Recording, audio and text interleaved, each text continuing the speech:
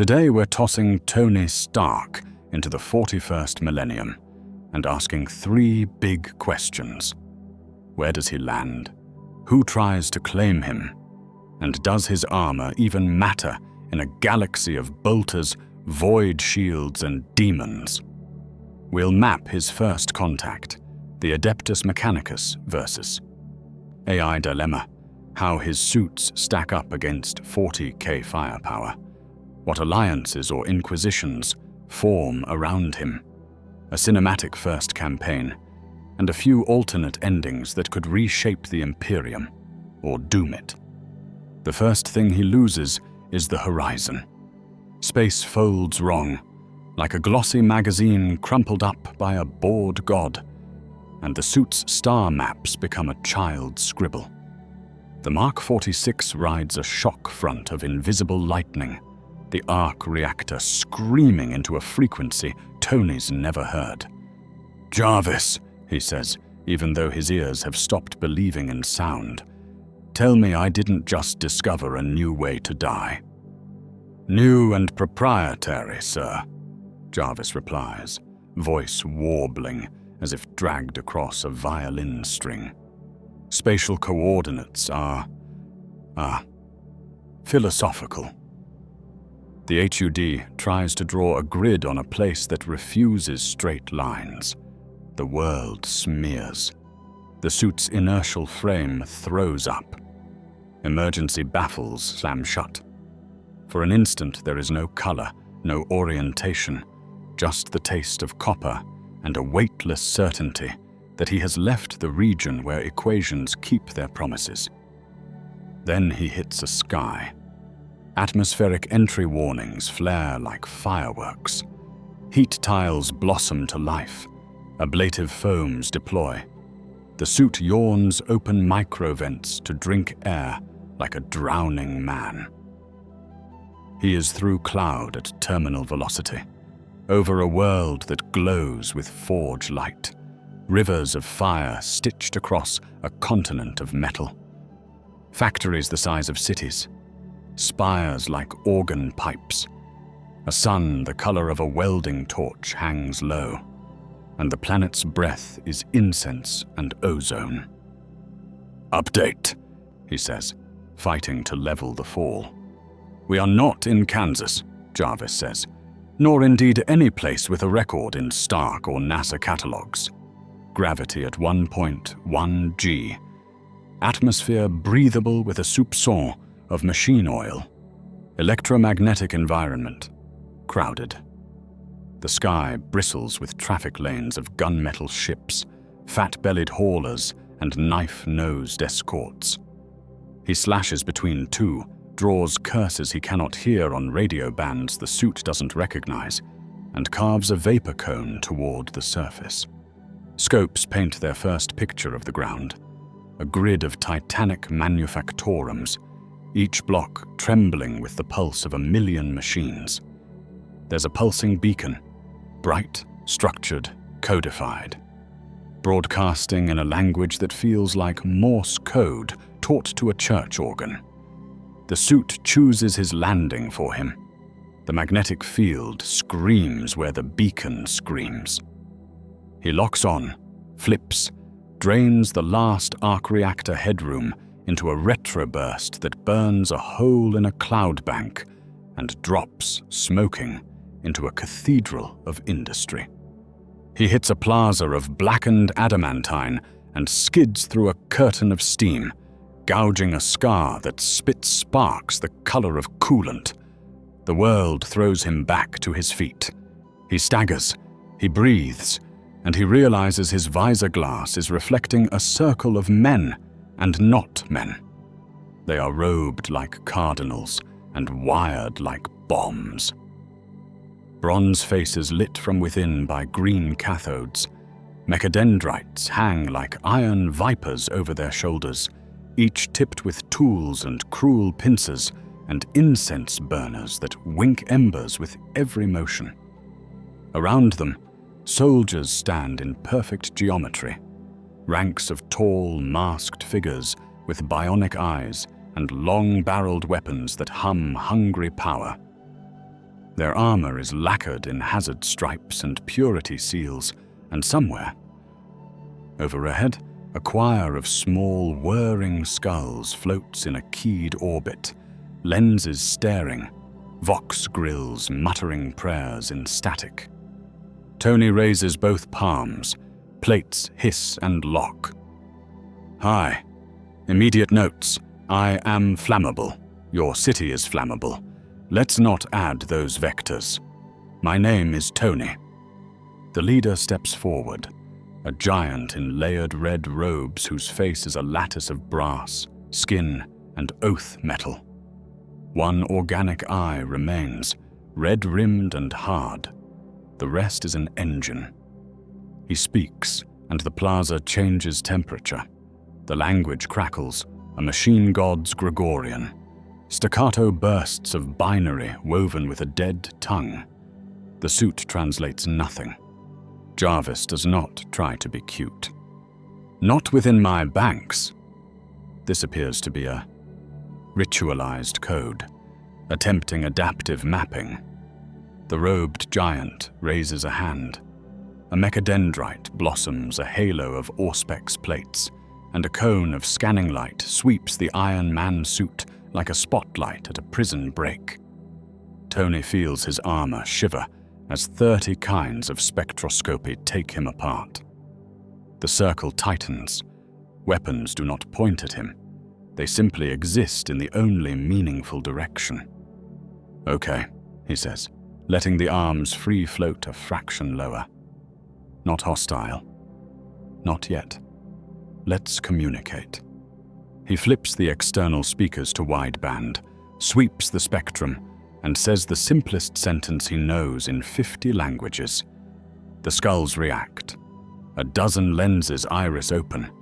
The red-robed one answers, this time with a hiss of pure logic, ones and zeros laced with cadence, as if he is praying to mathematics.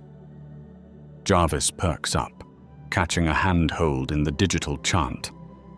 Sir, their binary is a liturgical dialect, but yes, he is asking whether you are a manifestation of the Omnissiah. Tony blinks. Is that a local welcome mat, or did I just get promoted? Context suggests a messianic figure associated with machines, Jarvis says. His tone contains both awe and audit. The point of a dozen long guns has not shifted. Nobody breathes. Somewhere in the shadows, a small boy with too many eyes would be asking for an autograph if he existed. But here, even the wind sounds like a factory. Tony gives the universal sign for let's not shoot, palms up, open stance, and modulates his speakers to match the binary cadence. Not your messiah, he sends carefully. Engineer, pilot, friend. The effect is immediate and split, a ripple through the soldiers that could be relief, but a different ripple through the robed inner circle that smells like a debate. The leader's mechadendrites coil, tasting incense smoke. He paces, shoes clicking on metal like metronomes. Then he bows, an angle of pure geometry, and speaks again, longer. Jarvis runs, trips, catches, learns. Designation, Magos Dominus Arcan Phlogistos of Riser, Jarvis says. This is Forge World Riser, sacred seat of plasmacraft.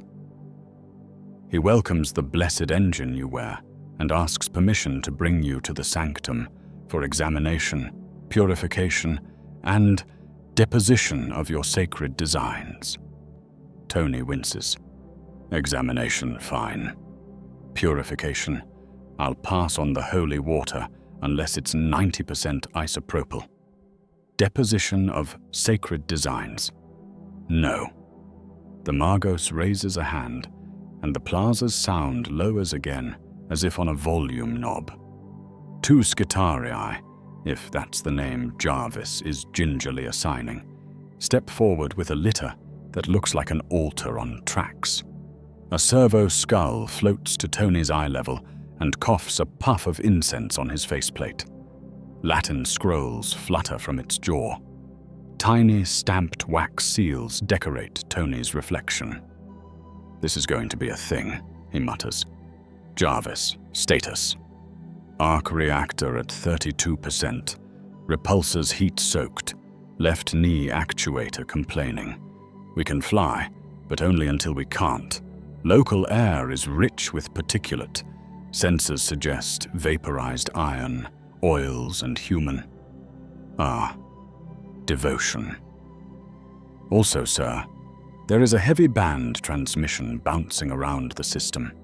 I cannot decode it, but its structure suggests a summons to someone with a mandate. Someone like a sheriff? Someone like a theocratic counterintelligence service. Tony keeps his palms up. All right, Archon Phlogistos. We go see the sanctum. Examination only. Nobody opens the box without my say-so. He steps onto the altar. The Skitarii do not touch him. The litter glides on anti-gravs that croon hymns through their coils. The circle moves, soldiers, priests, skulls, through an archway that could be a refinery mouth or a basilica door, the line blurred by stained glass that depicts exploded schematics and saints with cog halos. Everything is metal and heat and reverence for both. They pass through colonnades of machine trees, branches hung with silver prayer strips and diagnostic probes. Tech thuribles climb like ivy, burning oils that smell like a hospital made of steel. Monks, are they monks? Chant in binary, the rhythm of two-stroke engines wrapped in Latin. The procession crosses a bridge over a river of molten slag that pours with the serenity of lava. Above, cranes swing like slow titans, moving cathedral-sized engine blocks on chains thick as a man. The world is a shrine to work. Tony watches and records. We are not on any earth, he says softly. We are in a place where OSHA is a fairy tale, and every engineer wears a rosary. Cross-referencing the vocabulary I have gleaned, Jarvis says, this society binds technology to dogma deliberately. The cleanliness of the foundries is fanatical. Risk tolerance, high. Aesthetic, skulls. Noted, Tony says, as a servo skull peels off to stencil a tiny cog symbol on his shoulder with a puff of white paint. He lets it. Pick your battles. The sanctum is a hall with a ceiling lost in haze. A forest of columns inscribed with formulas and saints' bones sealed behind quartz. At its heart is a dais of black stone, dense, light-eating, and an array of instruments that look like MRI machines designed by a bell foundry. The litter stops. The Skitarii register the halt with a click of heels and become statues. The Margos steps into the circle of instruments and spreads his hands. A dozen mechadendrites strike like snakes, too fast for comfort, and stop a centimeter from Tony's armor. A hush falls that is less silence than the absence of narrative. Nothing here moves without liturgy. The Margos speaks a string of Binharik that tastes like oil and rad-burned metal in Tony's ears. Jarvis translates on the third word. This is a benediction and a legal waiver, sir. I always loved those in Latin. He asks your name, your point of origin, and your classification, man, machine, or sanctified union. Tony considers the room. He considers the circle of pistons and eyes. These people are one bad metaphor away from crowning him a god or cutting him open to see what gods are made of. He chooses door number 3. I am Anthony Edward Stark, he says in the cadence they understand. I am a man who wears a machine. I am not your messiah. I am lost. But I can fix things. The Magos listens. Then he asks the question Tony did not want to hear, though he expected it the moment the first skull started humming. Jarvis, Tony prompts. He asks, does the machine think? Not compute. Think. The circle tightens again without moving. He can feel the weight of the society pivot on the answer. In the suit, 20 sensors glance down at the arc reactor in his chest, like a heartbeat checking itself in a mirror. Tony answers with the smallest truth that will keep them alive. The machine advises, he says. I decide. The Magos holds his gaze. In that single human eye, Tony sees not faith, but the furnace that forged the faith. 1,000,000 problems solved with scars. The Magos nods, once, like a piston finding its cadence. He gestures. The mechadendrites retract a hair's breadth. We are invited to prove our claim, Jarvis murmurs. A test. Love tests, Tony says, though his palms have never sweated this much inside polymer. What's the category? The sanctum reshapes itself at the fringe of the dais. Consoles rise on silent gears. A hollow of warped geometry unrolls from the air like a wounded flag. It is a diagram of a plasma core that should not be stable, a flaw like a hairline crack through the heart of a sun. The Magos points with a steel finger. He recites something that is numbers, prayer, and threat. They have a reactor, Jarvis says, that will fail within hours. A city depends on it. The right to fix it requires a component they do not have. They believe you are the component. Tony steps forward, and a dozen guns don't move. He sees the flaw at once. Not a mistake, but a dogma, a safety margin encoded by ritual, not physics, leaving power on the table and stress in the wrong joint. He sees how to scar it into working.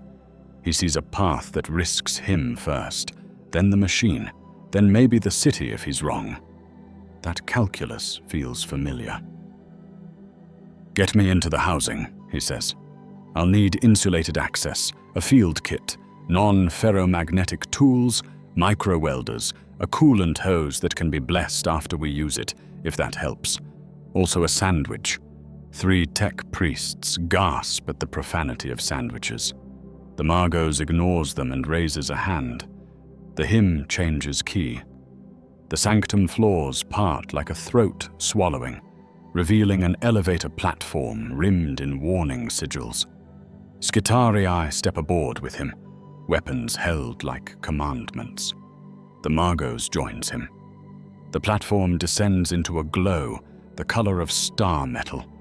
They pass strata of industry, belts carrying shells the size of coffins, vats where blue fire boils in polite hexagons, dormitories where sleeping men breathe in rhythm with the machines that feed them. The descent hums through bones. The heat becomes a presence with opinions. The reactor chamber is a stadium built around a captured sun. The core hangs like a cooled angel, held by rings of black stone and void-caged magnets, every cable a prayer in braided copper. Warning sigils march across the walls in a script that follows your eyes. The floor gleams like a cracking smile at the equator of the containment field. 30%, Jarvis warns. We will cook quickly. Then we work quickly, Tony says. He steps off the platform into a world that howls. The suit throws up 15 fresh error messages, and he ignores every one. He jogs along a gantry that trembles like a terrified harp string, checks the field geometry, calculates a shim from the schematics, and sets the repulsors to a whisper to ride the magnetic lip of the containment. He stops where the problem is loudest. The suit's forearms open like surgical instruments waking. He pulls a sheet of composite he shouldn't own in this century, programs a curve that matches the screaming harmonic, and sets the welders to dance. Heat kisses the suit. The coolant lines sing. The field buckles, then flattens. He can feel the core's breath on his face through a centimeter of miracle alloy and a lifetime of bad decisions. Jarvis counts in his ear. 1, 2, 3. Tony sets the shim, lays the weld, tells the machine a better story about itself than the one it was trapped in. The chamber's note lowers by a half step. The change you hear when a crowd decides not to riot. "Hold," Jarvis says. "Stabilization trending. Local temperature climbing. You have 20 seconds before the suit demands a divorce." Tony finishes the line and lifts the torch. The new seam glows, then dulls. Monitors around the chamber, brass-faced, needle-eyed, settle into ranges that priests have painted green. Somewhere, up on a balcony, somebody forgets not to cheer and earns a glare from 100 iron saints. The Margos watches, hands folded, a man watching a sacrament performed by a stranger. When Tony reboots the outer coolants and retracts the welders, when he walks back along the gantry that learned not to shake, the Margos does not clap. He nods the same single nod. He speaks a sentence that is half data, half absolution. "Translation?" Tony asks. Jarvis almost sounds proud. He says, "A man who fixes the broken is welcome here." The platform takes them up. The hymns change again. Somewhere above, on bands Tony cannot hear, a silent dagger crosses space in response to a summons. He does not know it yet, but out beyond the red sky, a black ship has already turned its prow toward Riser. They bring him back up from the reactor like a relic. The hymns change key as the lift rises, and every skull in the sanctum reorients to track him. Heat still halos off his armor. The weld on his forearm smokes faintly, leaving a comet smear on the polished floor. Tony keeps his hands open and easy, the way you talk to nervous horses and jumpy soldiers. He can feel a conversation forming around him in the noosphere, a pressure at the edge of awareness that isn't sound so much as a data weight. Binary voices touching and peeling away from the suit's comms like fish nosing a hull. "Do not handshake," he tells Jarvis. "Observe only." "Observation only," Jarvis replies. Their network layer is a liturgical mesh. Protocol names translate roughly as Canticle of Access, Hymnal Gate, and Exorcism of Scrap Code. "Love a culture that names its firewalls," Tony says softly. The inner doors part. A council waits where the sanctum opens into a nave of brass and bone, tiered seats, robed bodies, a clattering intimacy of mechadendrites rearranging their poise. At the center, Magos Dominus Arcan Phlogistos, red robes gathered like molten iron cooled into seriousness. To his left, a woman whose face is a mask of etched obsidian with a single line of living skin around the eyes.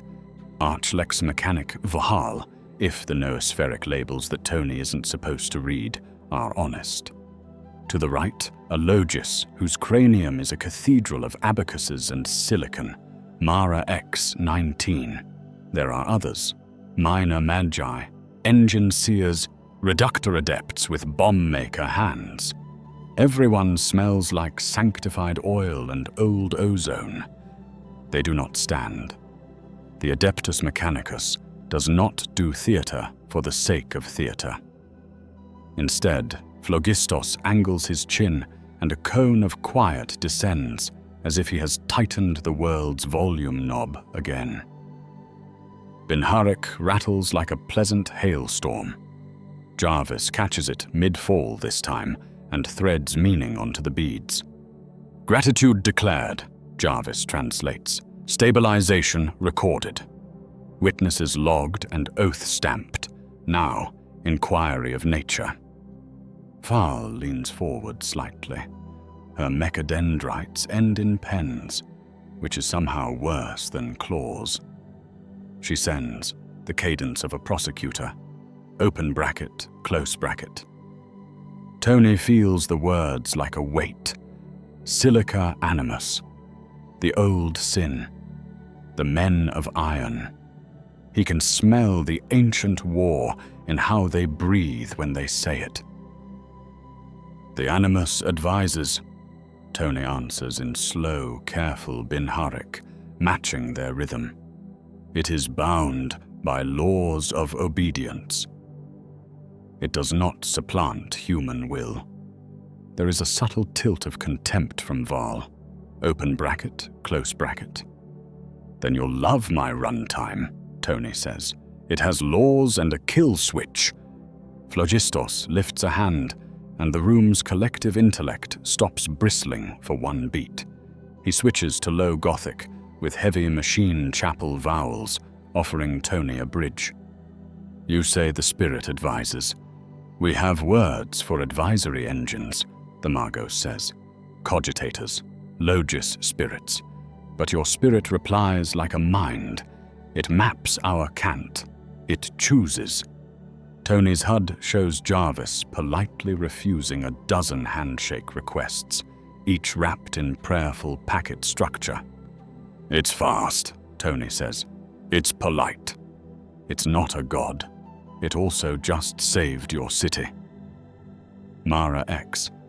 19's fingers click as beads spin behind his skin. Correlation does not absolve blasphemy, he says, tone so flat it might be printed. We give thanks while we measure. Measure away, Tony says, flipping open the outer armor's chest vent to bleed heat, making the suit less like a sealed secret. But I don't consent to code extraction. A murmur in machine cant. Val's pens scratch in air, lines appearing on nothing like script being etched into the room. Open bracket, close bracket. Because you'd copy it, Tony says, and you'd get it almost right, which is worse than wrong. Because your taboos exist for a reason, and I don't trust your internal politics not to eat themselves the minute you can make 1,000 of what I have. Phlogistos does not smile, because his face is 90% engine, but there is a change in bearing. He likes direct engineering answers. You speak with prudence rare in innovators, he says, yet prudence must be proven. You will submit the spirit to the right of limitation. What's the right? A trinity, Jarvis whispers, before the Margos can continue. A Turing by another name. 3 ordeals, obedience, humility, and severance. Phlogistos gestures. Platforms rise.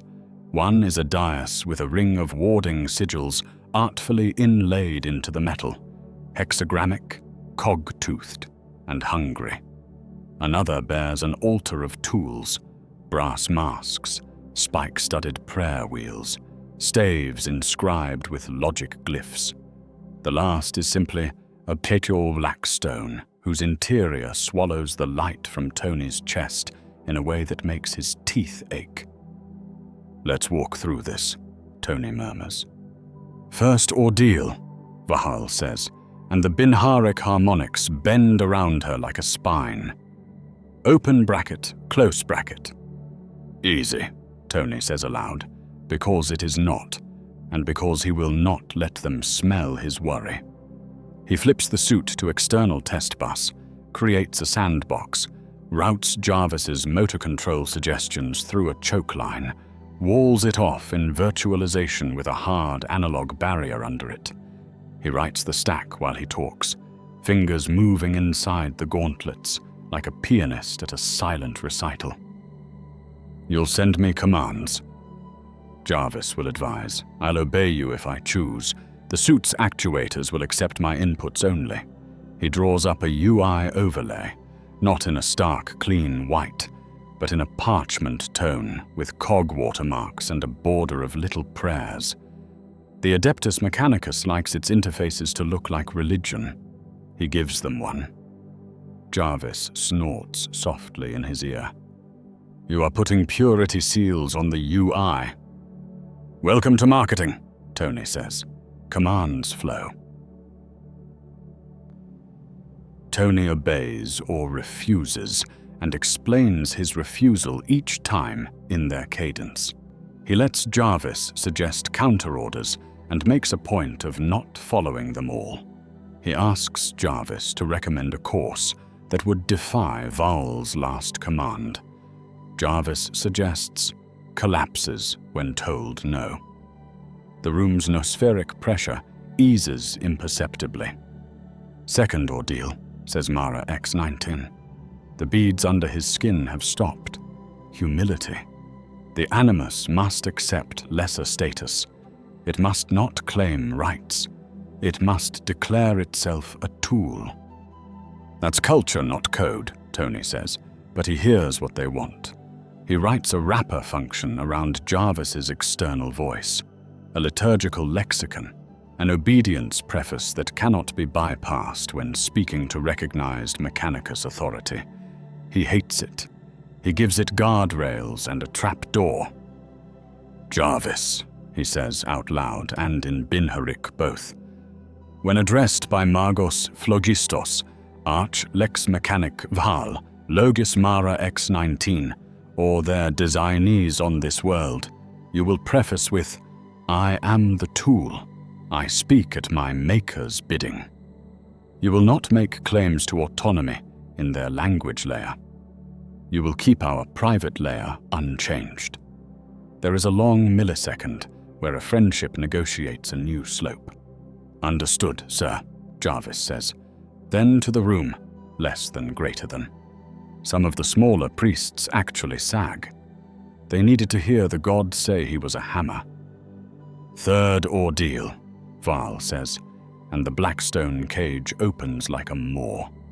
Open bracket, close bracket. No, Tony says instantly. You can have the suit in the cage. Not the core. The core stays out. Non-compliance marks guilt, Val replies. Phlogistos raises a hand, and the debate pauses. He will not place his heart in our dark, the Magos says, more to the room than to Tony. We test the casket alone. Tony sets his shoulders. He steps out of the armor. Metal peels back, locks release. The Mark 46 opens like a flower that was always a weapon. The sanctum breathes in at the sight of him unhelmed. It is one thing to argue with a god. It is another to see a man's exhausted face behind it. He shivers in the sudden cool air and steps away. The suit walks itself, under Jarvis's guidance, into the cage, turns, kneels. Ready, Jarvis says privately. Kill external. Keep the kernel on the private spine. If you see anything like warp analog noise. I will sing hymns, Jarvis says mildly. The cage closes. The blackstone sucks sound out of the room. Noospheric pressure drops to a whisper. For 30 seconds, nothing happens. Then the Mechanicus throws everything at the dead metal. Pulses of logic field, sacred oscillations that test for illicit volition, scrap code sniffs that dance up to the threshold and die hissing on wards. Tony's instrumentation shows the cage's interior going informationally silent. No EM, no weak fields. The suit is a coffin with posture. Val watches Tony's face instead of the scrolls that tally the test. He gives her nothing.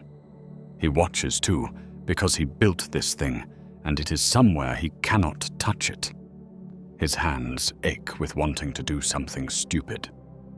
At 2 minutes, the cage opens. The suit stays kneeling, head bowed. Jarvis speaks with the wrapper on. Open bracket, close bracket. A priest in the 3rd rank weeps into his mask. Mara X. 19 marks 3 columns on an invisible slate. Phlogistos inclines his head a degree. Rites satisfied, the Magos says. Not absolution. A limitation accepted. I can live with that, Tony says. The council shifts to the practical and the political without warning, the way a machine shifts gears so smoothly you only notice the new speed. Phlogistos signals, and Enginseers trundle forward with a trolley of parts under purple velvet, cogitator bricks, sanctified insulation, blast-proof casing, brass fixation rings stamped with prayers. Your spirit must be wrapped in our law, the Magos says. An exocore, a sanctified mediating engine.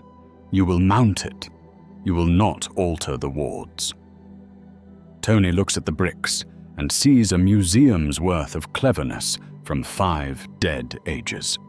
He also sees where a gap between belief and physics will short to ground under pressure. We're going to do this together, he says, stepping to the trolley and lifting a brick. It hums in his hand with the warm sluggishness of a machine that has never been allowed to trust itself. I'll keep the wards. You'll let me put a real watchdog inside the ring. Watchdog? Varl asks. Not a mind, Tony says, already pulling up schematics in his HUD and projecting them as golden lines above the trolley, because show and tell is universal. A subcogitator that does nothing but count and vote. Triple modular redundancy.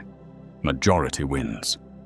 If a fault occurs or an unfamiliar state persists too long, it yanks the plug. Hardware, not software. You can bless the solder if it helps. Mara runs probabilities in his cathedral skull. Failure points reduced by 42% if your claims translate, he says. His tone is not approval. It is the noise an abacus makes when the beads settle on a new sum. Let's translate, Tony says, reaching for tools from the altar that look like torture devices until you look closer and see the care in their machining. He strips back the velvet like a surgeon uncovering a patient. He builds. He fits the sanctified ring around a compact, stark core he has downclocked and caged.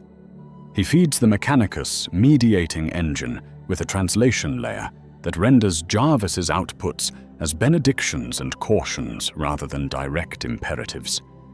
He accepts brass purity latches that must be opened in a pattern of prayers before the thing will boot. He routes all external I/O through the ring, not because he needs to, but because he understands that ritual is also an operating system here. And under the ring, he solder welds 3 baby bricks that do not know the shape of a thought. They only know one thing. If voltage looks like the devil for longer than it should, they drop a guillotine.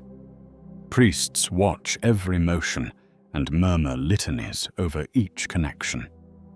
Varl's pens etch, suddenly slower. Phlogistos stands like a furnace that has found its temperature. You work quickly, he says. I had to build a miniature particle accelerator in a cave once, Tony says. This is a good day. They complete the shell.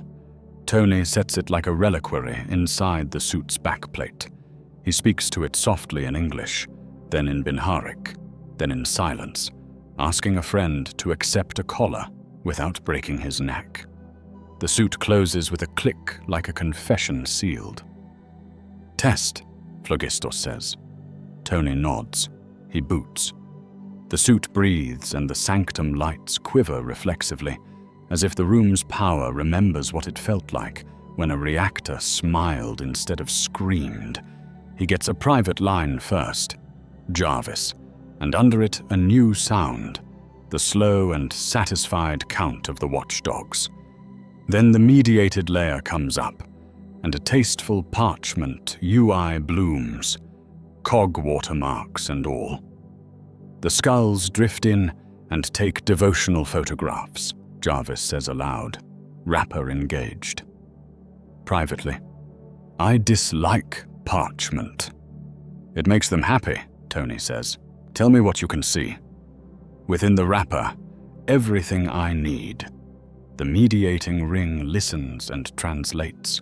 The watchdogs are severe but fair.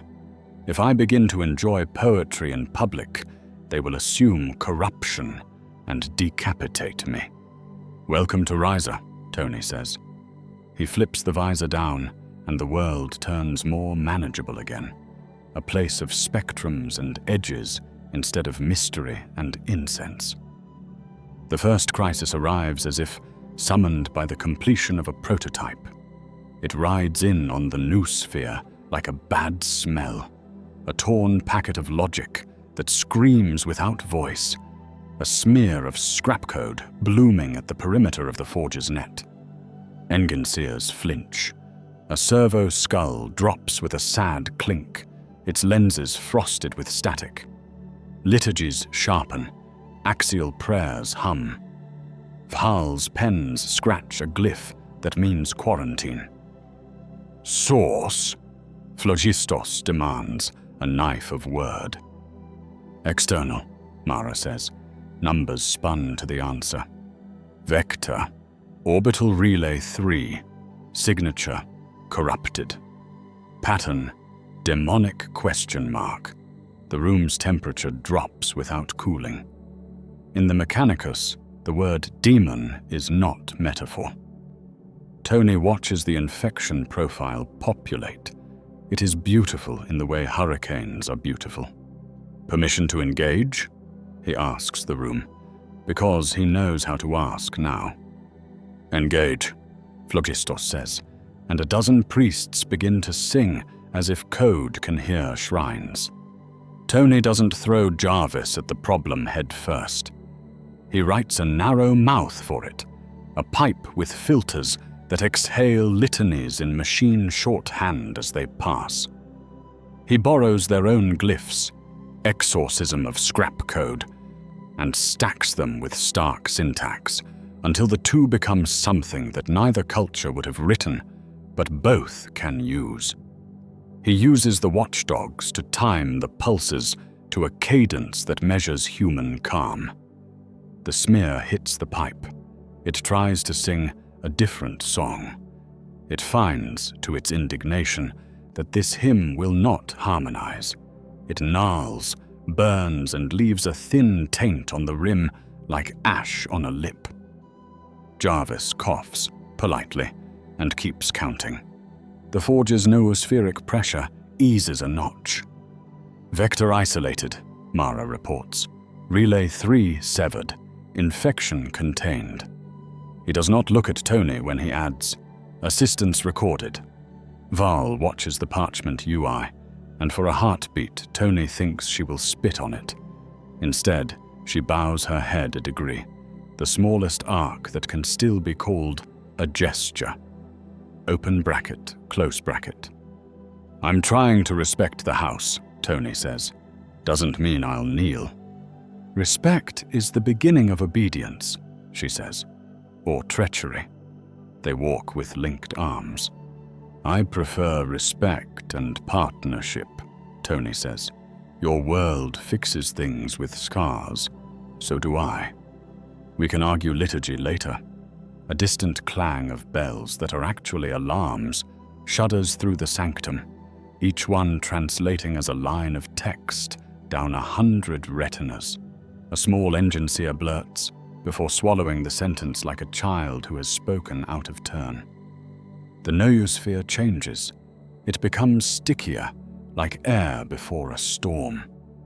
Priests avert their eyes, and then realize they have nothing to avert them from, except each other. Phlogistos does not look at Tony. He looks at Mara, and something silent kneels between them. The God Emperor's holy ordos, Jarvis says softly in Tony's private ear. They have many branches. Which one is coming? Tony asks. The cipher matches the Ordo Machinum, Jarvis says. A minor order, concerned with machine heresy. Of course it is, Tony says. He checks the suit's seals, the dogmas he just consented to, the parchment UI, the watchdog guillotines. He watches Phlogistos orchestrate the room with finger flicks and prayer snaps, locking doors, rerouting power, sending polite denials and more polite acceptances. The Magos finally turns to Tony. They come for rumor, he says, in Gothic that tastes like iron filings. Rumor that Riser has found a thinking engine in the shape of a man. They will weigh, they will judge. Some will be righteous, some will be small. Story of my life, Tony says. You will not speak in their catechism unless I bid it, Phlogistos says. You will call your spirit what you have called it here. Advisory. Tool. You will accept that they are the Emperor's will wielded as men wield it, which is poorly and with heat. Will they shoot me? Tony asks. If they can find the correct prayer?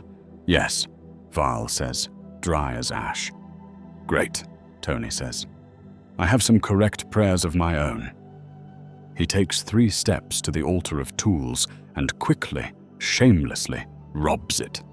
A strip of wax with a cog stamp, a ribbon of parchment with a prayer etched acid deep, a brass ring with a ring of logic glyphs.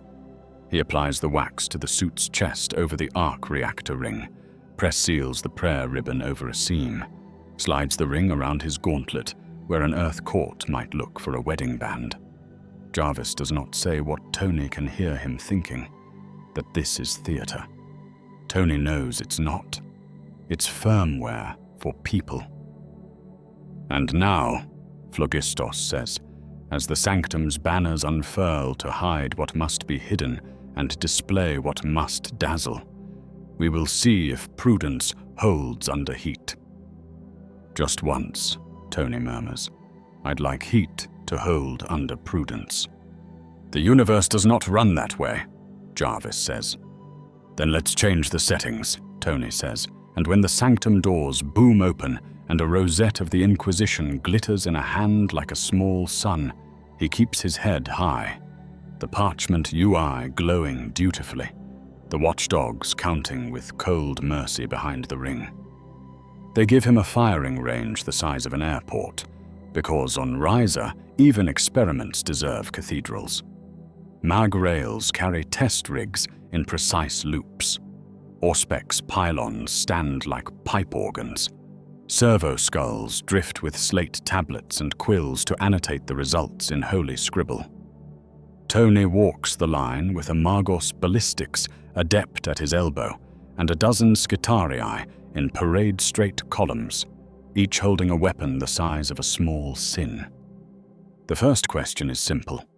What here actually hurts? Laser guns arrive as the welcome drink. A volley crackles like a swarm of angry camera flashes. The beams paint the Mark's chest in a red snow and pop his outer ablative lacquer, fizzing against the ceramic carbon weave beneath. Heat blooms. The suit's skin drinks it and spreads it thin. Telemetry scrolls green. He logs it without gloating. Las is logistics, the ballistics Magos says, vox burr respectful. It wounds the many. It annoys the one, Tony answers. He cycles micro-vents to bleed the heat and engraves the first principle for this galaxy into his HUD in big, rude letters. Scale is everything. Bolters are not scale, they are philosophy. The first God's bane thump is physical in his ribs. The mass-reactive shells hit, drill, think about it for the length of a bad idea, then blossom into shrapnel flowers. His chest plate takes 3 like a professional boxer and throws alarms for bruises he'll feel after the adrenaline leaves the room. The 4th shell kisses a seam and teaches him a lesson. Pressure wave through the underlayment, local d'alarm, hairline fracture spidering toward the collar ring. He freezes the playback, rolling the shell's path molecule by molecule. He can taste the logic in the munition, penetrate first, then make a decision inside the blood. He inks the seam with a new microlattice, interlocked hex ceramics fused with a thin adamantium spline, to deflect the detonate-in-me impulse sideways into nothing. He adds a sacrificial foam layer between plates that collapses in a controlled chemistry to swallow the pressure wave. The next volley still hurts his pride, but the suit doesn't ring like a church bell. Mass reactive is a problem in sustained fire, he says, flexing the gauntlet to feel the new give. Solution: never let it be sustained. He builds a counter in the downtime while a servitor swaps magazines, a belt of fingertip-sized interceptor darts in the forearm, each a tiny seeker tuned to the bolter's propellant signature. On fire, the darts bloom ahead of him as a whisper-thin curtain, sensing incoming chemically and detonating with a micro-concussion that spins shells off-axis before they bite. A Skitaria sergeant names it a stark pattern countermass. Tony pretends not to love that. When the Mechanicus roll out Melter, everyone takes one respectful step back. The weapon is a promise kept at point blank, a gout of alchemical sun that unknits matter until it's shin-deep slag. He accepts one grazing strike on a sacrificial panel. It parts like sugar glass in a kiln. He does not accept a second. Solution set, distance, angles and cowardice, he says, laying down 3 more truths. He grows whisker-thin baffles under the paint, offset layers that force heat to walk a longer path. He adds micro-impeller pulses, timed through his new sanctified watchdogs, so the suit flickers sideways on melter trigger detection, making the world's cruelest light miss by a saint's eyelash. And because he respects chemistry, he puts a melter of his own on a leash. He retunes a repulsor emitter head to overburn, stacking plasma induction with a short-lived thermal catalysis pellet in the beam path. The Mechanicus hated the phrase repulsor-melter hybrid, so he calls it a bellicose repulsor, litanized with thermal virtue. They tolerate genius better when it bows twice. Plasma is the Forge world's hymn, so the test is done with reverence. A riser pattern gun exhales blue murder. Tony watches the wavefront as if it's weather. Charged particles, magnetic bottle, impurity tails that make the lance wobble just enough to make him nervous. It hits a new chest panel he printed in the hour between bolter and melter. Ceramite on the outside, then a conductive spider web to drag current toward a bank of supercapacitors, then a void gap, then the original stark weave. Heat bleeds, capacitors drink. A rippling corona shivers from his shoulders, harmless. The lattice holds. He learns the cost. The capacitors fill like sinners the day before a flood. He writes a purge protocol. Dump the charge as a harmless halo. Feed the belly of his repulsors for one rude burst, or shunt it to the ground in a sanctified spark. Phlogistos nods at that last option. It looks like piety. The Lascanon is not a test. It is a sermon about line of sight. The beam orphans a chunk of target barricade and leaves it too clean to be anything but obscene. Tony does not catch it. He dances it. His new Auspex stack, the stark pattern suite that uses blessed cogitation and stark statistics to read power spikes across a battlefield, barks a half-second before the gun drinks deep. He's already moving when the shot leaves the coil and the world where he was, ceases to admit the concept of was. He logs the only real fix: don't be where a tank has time to write your name. They bring a power weapon as a chaser, a sword that hums with a skin of caged fiction. He meets it with a gauntlet plated in nothing that should be allowed in a polite reactor. A microfield he copied from conversion field theory, tuned to short run at the point of contact, making a momentary patch of impossible friction that tries to convince the sword it has already moved through him.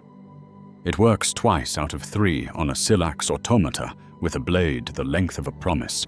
On the third, the sword slides and bites. He adds a sanctified ferroglass buckler to his left forearm. Small, ugly, blessed. Wired to bloom that field broader and sure. The Mechanicus have a name for such shields. He borrows it shamelessly and etches little lightning bolt cogs along the rim. The skulls adore him for it. He builds an enemy catalogue, the way a thief catalogues locks. Against a space marine in power armor, the problem is angles and respect. The marine will close the gap with a confidence that is earned. Bolter fire is a heartbeat. Grenades are punctuation. The chainsword is a thesis. Tony scripts the fight. Kite at mid-range. Punish the joints. Deny the charge lane. He prints blessed cracklets.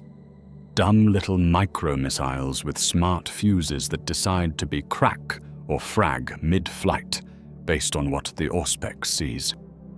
He aims them at ankle and elbow.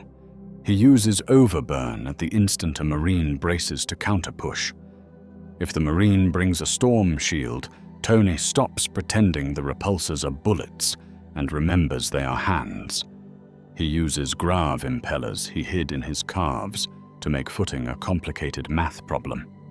He treats thunderhammers like thunderstorms. You don't argue with the sky. You leave.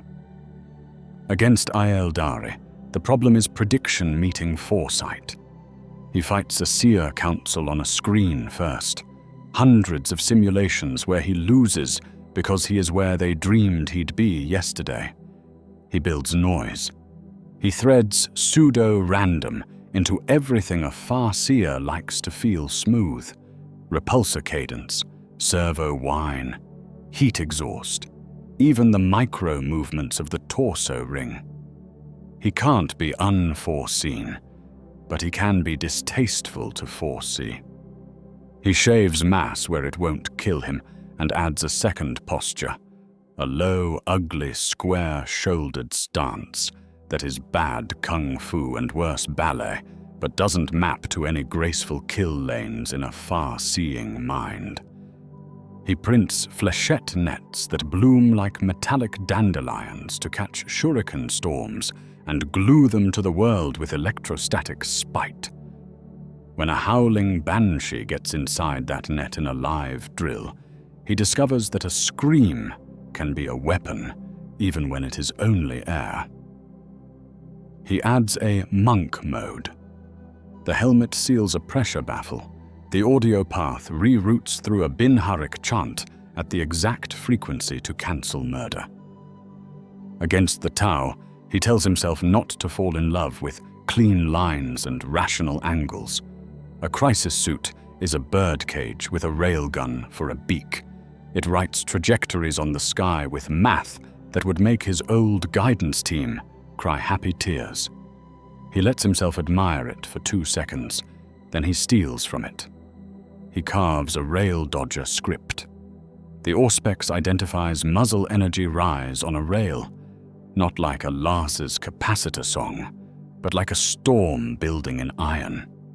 He slides perpendicular at the last possible tick and presents angled plates that read as air to a slug that insists on straight lines. He drops decoy drones, blessed with little parchment faces that mimic his thermal signature and die for him with cheerful whines.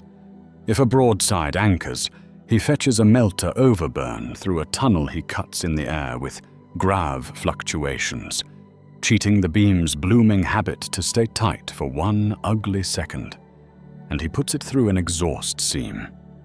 He likes the Tau.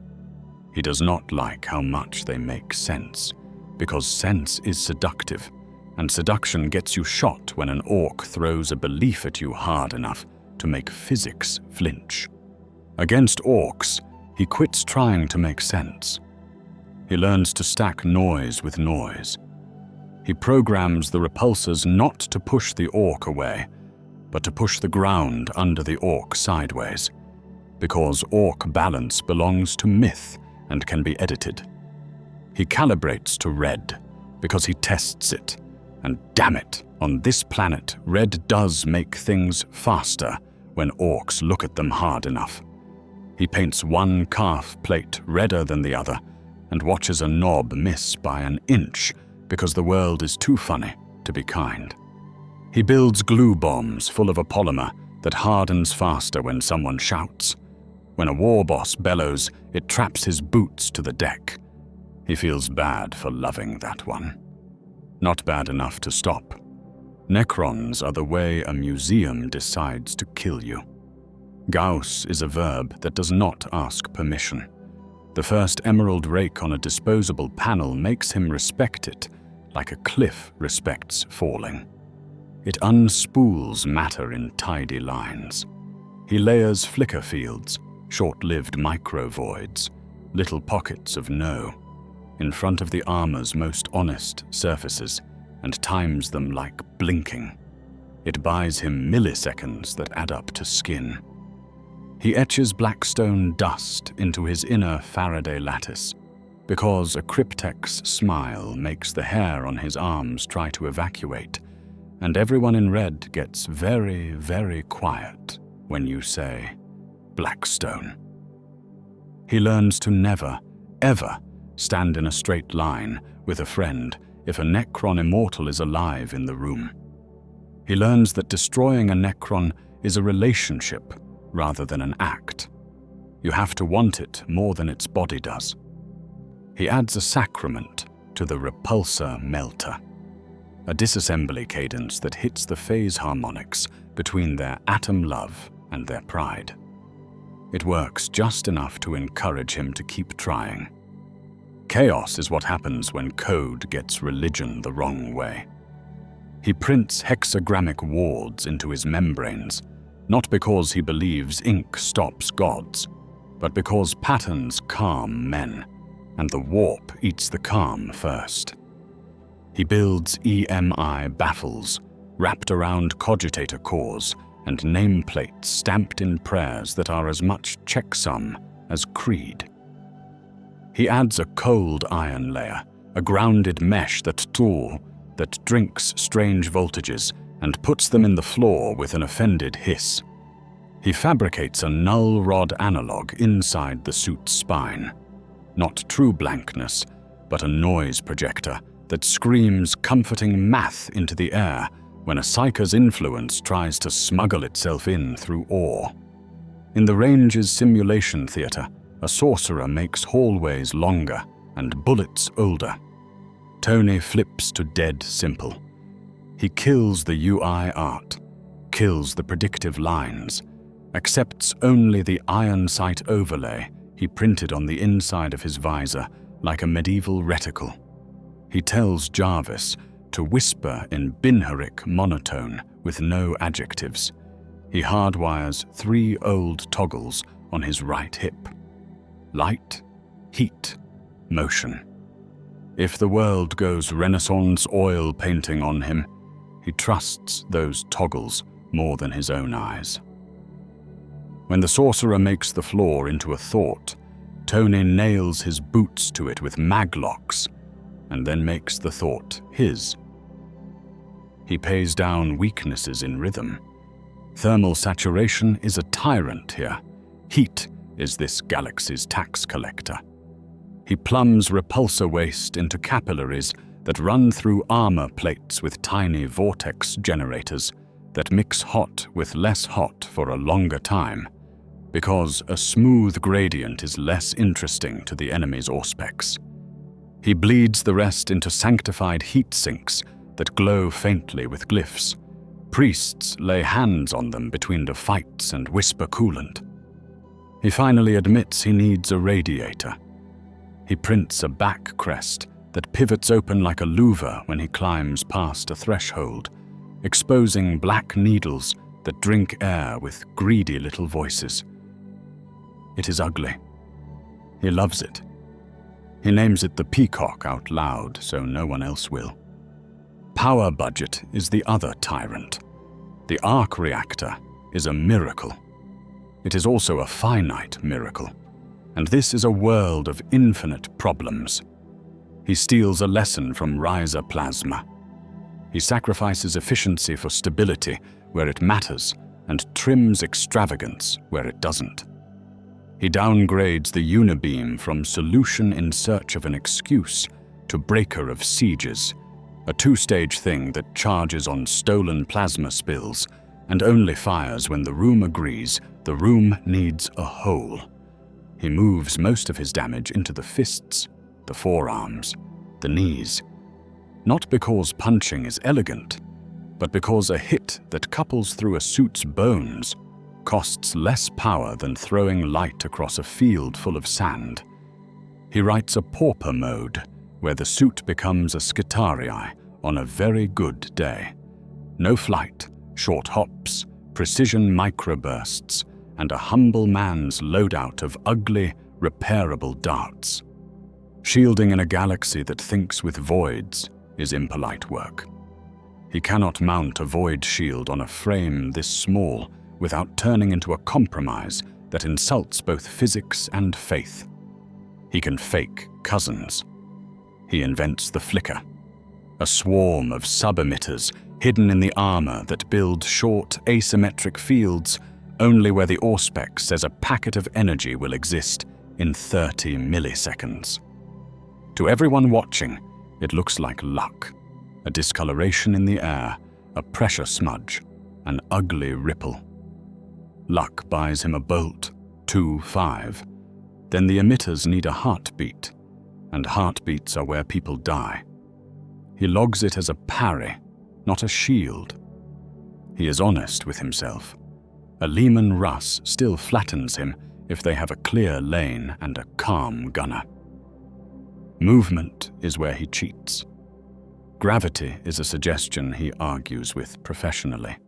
The repulsors were never built for dogfights around cathedral spires under fire from a 1,000-year-old autocannon, but they learn.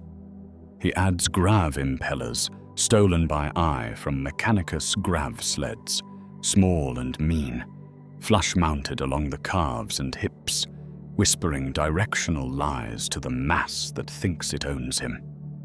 He builds rat runs, pre-computed escape tubes he can drop into with a gesture, threading between cranes and depth, with mechanical faith in his own math. He anchors on metal with mag boots that bite like cold teeth when a ship rolls and the world becomes a problem the size of a bay. In vacuum tests, he re-trims the RCS thrusters for the brutal laziness of void ship firefights. No drag to hide your sins, so all steering is confession. He learns to love short burns and hates the long ones that write his name on Auspex in letters of heat. Weapons evolve with his respect. Repulsors stop being blunt force and start being surgical. He inks a prayer mode into them that pulses in discrete packets designed to ruin a bolter round's fusing logic without touching the orc behind it, because he would prefer the orc be surprised than dead when a Marine needs the shot. He grows a micro-missile hive in the right shoulder that prints its own warheads from feedstock rods like a killer's 3D printer. Each warhead is a question, and the Auspex answers, armor, crack, everybody, frag, hot target, melt a pebble, old things that hate light, photon cuss word. He steals a Mechanicus plasma pistol design and tames it to his hand with active thermal vanes and a gyromount that subtracts one truth from recoil. He prints a stun net that borrows from electro-priests and makes an angry basket around someone who needs to become a boulder in a hallway. He writes a melee chapter because this galaxy insists. He builds a hard light knuckle that isn't quite light and not quite hard, riding that narrow illegal between conversion field and common sense. It blooms for a quarter second at impact and teaches power fields to reconsider. He keeps a chain blade short and mean under the left forearm, not because he wants to be an orc about it, but because flesh happens, and sometimes the door is made of bone and shouting. He adds a wrist projector for a monofilament garrote that offends a chaplain and saves 3 Skitarii in a mock boarding drill when a servitor twice their size refuses to remember that joints are for bending. Censors are the difference between dying interesting and living unremarkably. He stacks auspex until his suit looks like a gossip. LiDAR stitched with Binharic liturgy that makes the Mechanicus stop hissing at the way it pings the world. Passive EM so sensitive it can hear a las pack blush from 50 meters. A cogitator-enhanced pict feed that unshimmers heat haze into useful shapes. A Signum interface to borrow sight from nearby Skitarii helmet cams, tied back into his own so they can borrow his steadier maps.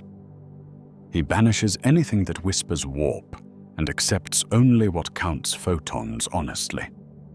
When Amagos offers him a demon-proven optics upgrade, he calls it non-conforming and changes the subject until the offer forgets itself.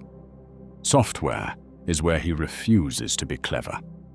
He keeps the mechanized liturgy wrappers over Jarvis's public voice, because life is shorter when you frighten the clergy. He air-gaps everything that can air-gap, and wraps what cannot in watchdogs with bad tempers. He sets physical interlocks in a world that believes in prayer locks. He has both. He puts an analog toggle under his breastplate that is a wire to a knife to a breaker, and if he throws it, everything that thinks unfriends, everything that moves, and the suit becomes a very expensive can with a man in it. He tests it twice. It works. He sleeps better. He studies environment like an enemy too. Radiation here is proud. He weds the suit's kidneys to a blessed scrubber cartridge that priests replace like sacrament. Promethium smoke is a flavor. He puts sintered filters where lungs pretend they can help. Vacuum is vacuum. He knows that one and keeps his seals modest and honest. He trains for boarding actions on void ships that have forgotten gravity and courtesy. He learns the smell of rust where there shouldn't be air, and the sound of a hull that is thinking about remembering the ocean. He wrestles logistics because fights end when screws do. He stockpiles rods of feedstock in calibers the forge can reprint without a litany that requires 3 bishops. He standardizes on bolts and seals the Mechanicus admit exist. He hands a Skitarius a screwdriver and says, please. And a week later, there are 10 more of those screwdrivers on a bench, and nobody remembers who made them. He teaches an engineer apprentice the phrase field replaceable unit, and she writes it on the inside of her robes in Binharic and swears to a small, sensible god. He designs a crate that can be assembled into a shelter or a drone rack or a coffin, because he has learned to respect how often a crate is the last friend. He draws a threat board because he is tired of bullfighting blindfolded, green to red, on a wall where only he and Jarvis and a priest who understands risk will look. Las, nuisance to distraction. Bolter. Credible. Respect. Plasma. Trade. Melter. Never be there. Las cannon. Do not be art. Railgun. Move like a liar. Gauss. Blink where it thinks you blink. Power swords. Make friction a religion. Thunder hammers. Sky fear. Psychers. Math. Demons. Math and fire and friends. Titans. Don't write jokes here. He tests boarding a light transport with a marine kill team in a simulation and finds the rhythm. He is the one who makes the door stop being the problem. They are the ones who make the room stop being the problem. He drills that until it feels like a song you hum without knowing the words. He drills street fights in hive habs where civilians cough and die if you miss with one beam. He invents an angel mode that locks out lethal fire unless a friend paints a target with a laser pointer the Mechanicus insists is a sanctified auger. He hates it and keeps it, because restraint is a module you wear or you don't. He runs one last test against something that is not a weapon, but behaves like one. A Titan's foot. They swing the leg of a downed warhound over his range on a crane, because Riser has inventory. He stands under it and tells himself he will not be a story told by a bored man in a bar. The foot drops. He could fly. He doesn't. He fires every downward repulsor, every grav impeller, every bad idea at once, and tries to teach mass that he respects it, but will not be sermonized by it. The world screams. He staggers sideways under a gust of air that is actually history flowing around him. The foot stops inches above his faceplate, hanging on chains that sing, and a field that burns 3 purity seals to ash and trips a watchdog that slaps his chest with a hard, loving electrical hand. Conclusion? Jarvis asks when the cranes haul Apocalypse back into the rafters. Conclusion, Tony says, tasting copper and pride, is that I should never have to do that again. Probability? Jarvis asks. In this galaxy. He looks at the ballistics Margos, who is writing a prayer about the day the little man told the big foot no. He looks at the range with its bulletproof cathedrals and heat-shimmering aisles. He looks at the suit's hands, which know more now about the things they are asked to touch. High, he says, and rolls his shoulders to feel if the new plates sing when he moves. Very high. He writes one more line in his HUD, where only he can see it. You are not a Primarch. You are a tool that thinks and a man that fixes. Turn every fight into a problem. Win by solving faster. Then he locks it behind a watcher that only opens when the heartbeat in his chest hammers the way it does right before a mistake. He tests it once with a sprint, and it pops up, small and rude and perfect. The skulls circle, ink their reports, and the range resets. The Mechanicus pack away weapons with the care of librarians. A Scutarius sergeant with a bolter like a brick says something in Gothic that is 90% consonant and 1% respect.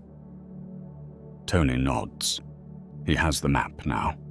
It is not finished, but it is no longer just a fear. He can feel where the suit ends and the world begins, and how to do the math at the seam.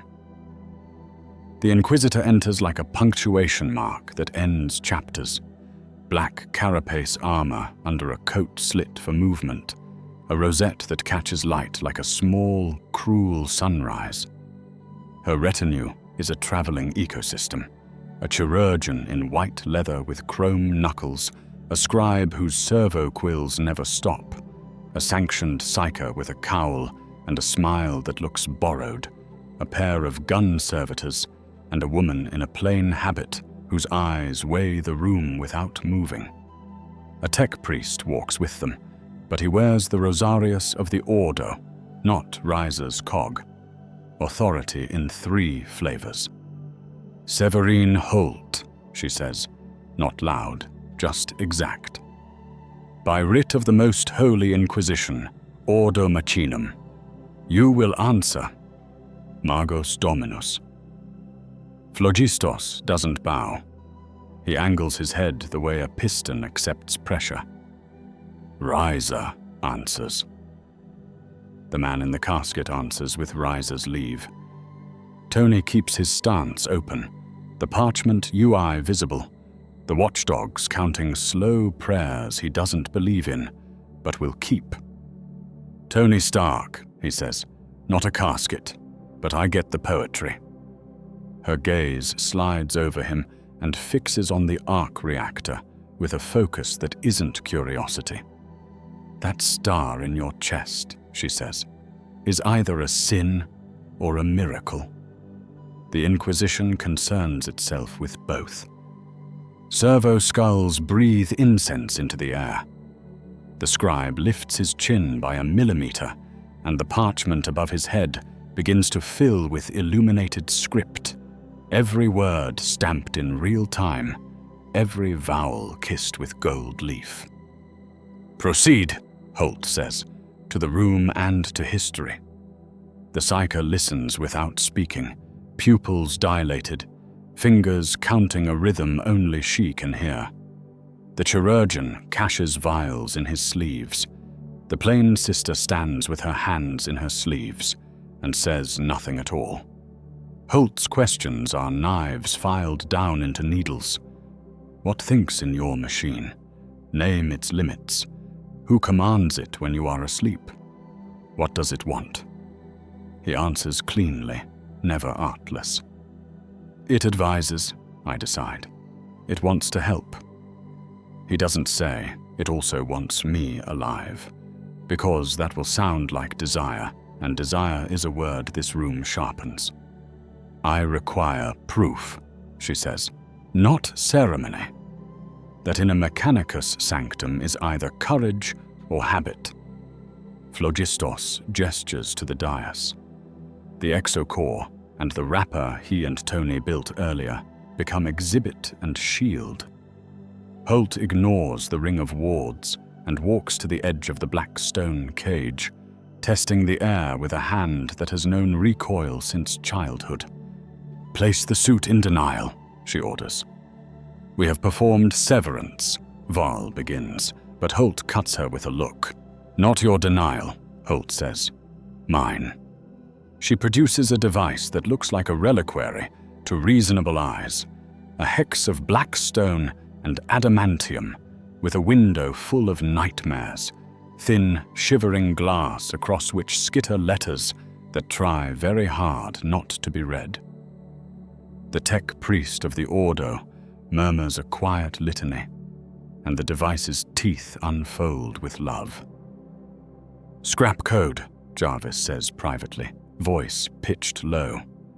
Contained. Weaponized. This is an inquisitorial crucible. That's not going anywhere near my... It is not a request, Holt says, and Tony realizes he said it out loud. Phlogistos's mechadendrites whisper. He does not like this, but he steps aside because to block the Inquisition is to start a war you finish as a fresco. Riser objects, he says. Riser witnesses. Riser logs. Tony steps out of the armor, not because he yields, but because arguments are expensive in this room. The mark kneels again in the black stone. The crucible's window kisses the helm. The letters crawl like cold insects over the faceplate and hunt for seams.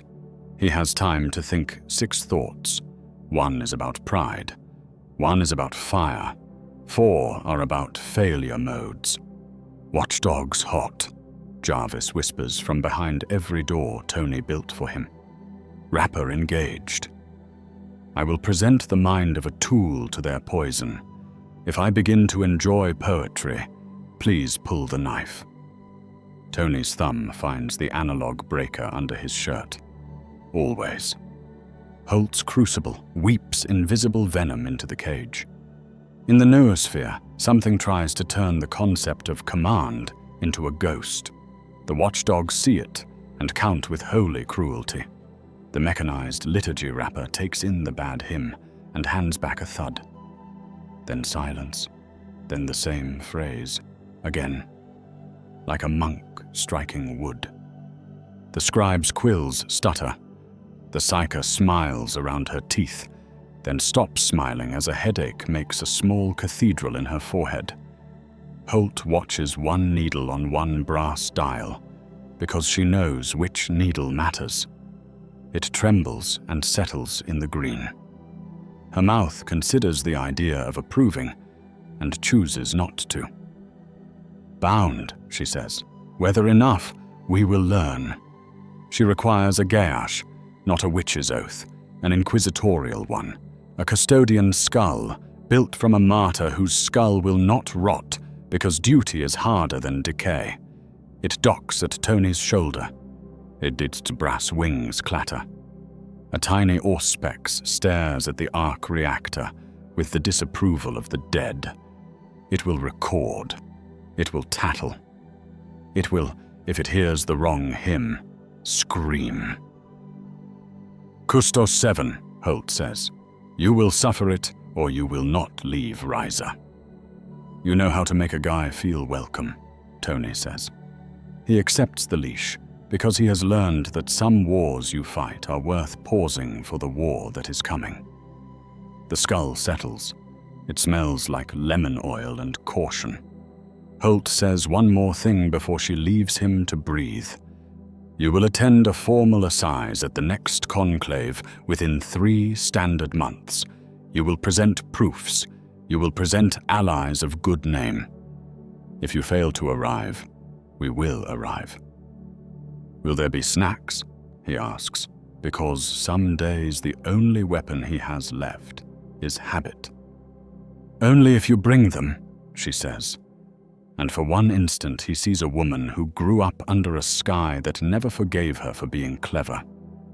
The retinue peels away, leaving behind a direction change in gravity. The plane sister pauses as she passes. You saved a city below, she says, without looking at him. Save another, and the Lord on his throne may save you. Fail, and he may save others from you. Pray you are never sure which he is doing. Then she is gone, the thought of her like a chill. Ryza breathes again when the rosette departs, but the air stays shaped by it. The next suitor arrives in ceramite and humility. Iron hands, a demi-squad in black as honest as a bruise, escorted by Skitarii with guns at that peculiar lowered angle that means we respect what you might do to us.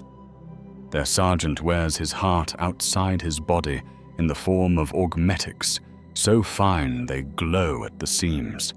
A tech marine with a servo harness like a crown walks a step behind, a prayer to Ferrus Manus walking, many-armed. Certain, the tech marine says through a vox grill that makes syllables into volcanic rock. You are the little flesh who makes the big armor. So, Tony says, standing with his visor up because this ritual isn't about hiding. You are the big armor who doesn't forget the little flesh inside it. The tech marine's lenses iris.